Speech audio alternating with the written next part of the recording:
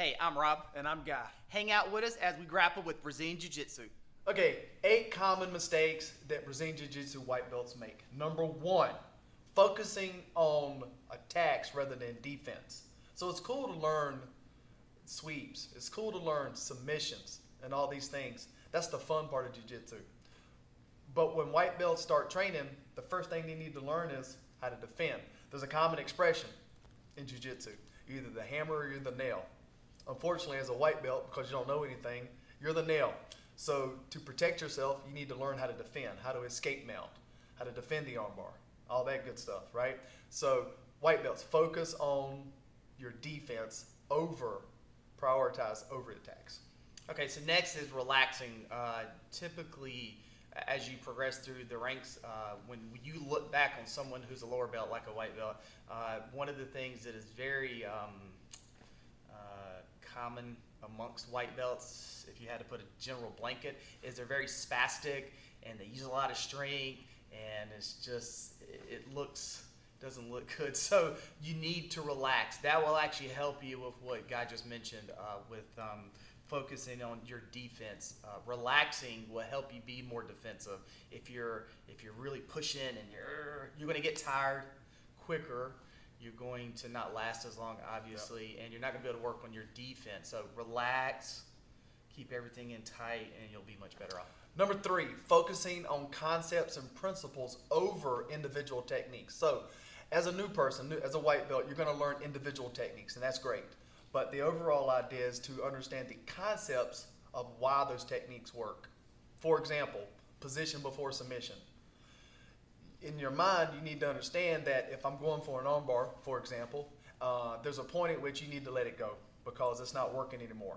So you need to savor your position, the good position, over the submission. Or the concept of win on top, stay on top. You know, if you have the opportunity of being on your back versus being on top, you always want to be on top. So these are good principles for white belts to learn and to adhere to when they're going throughout their jiu-jitsu journey. Yep. Next is being humble. There's a legendary family.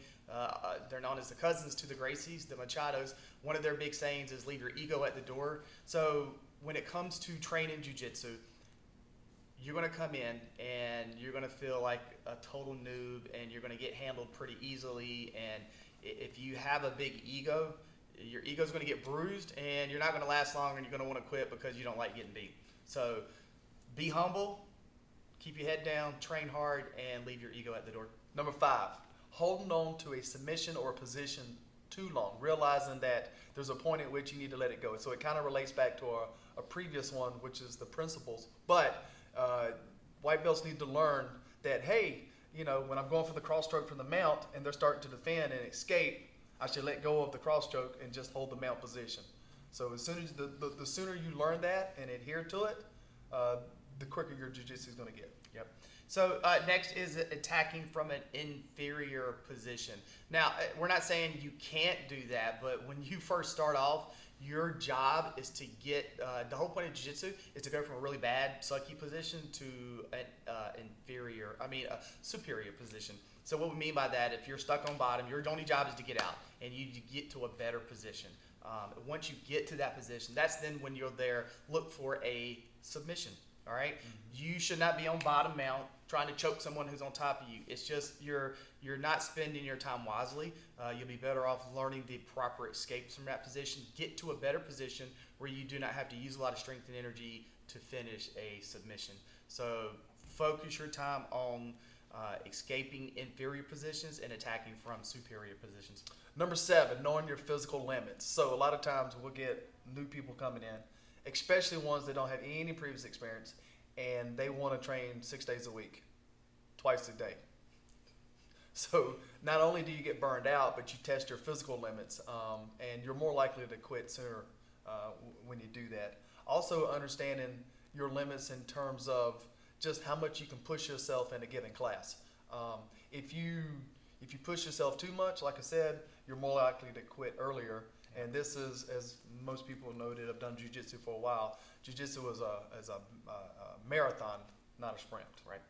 And last, and probably a big one that a lot of people get sucked into is not focusing on the foundations or the basic techniques. So during your white belt journey, up until blue belt, and even blue belt and beyond, the focus should be on your foundation, your core, your basic techniques. If those aren't sharp, it's like the analogy of building a house. If you don't have a strong foundation, everything else will crumble. So we're not discouraging people later in their journey to venture out and try new things and all that kind of stuff. But if you don't know how to escape a mount position, you have no business learning barambolos and fancy guards and all this kind of stuff. Learn the foundation, and then once your foundation is pretty strong, then you start to venture off and try out new things. Yep.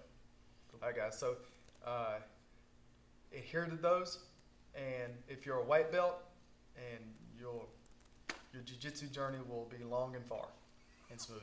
and smooth. Have a Bye, good one. guys.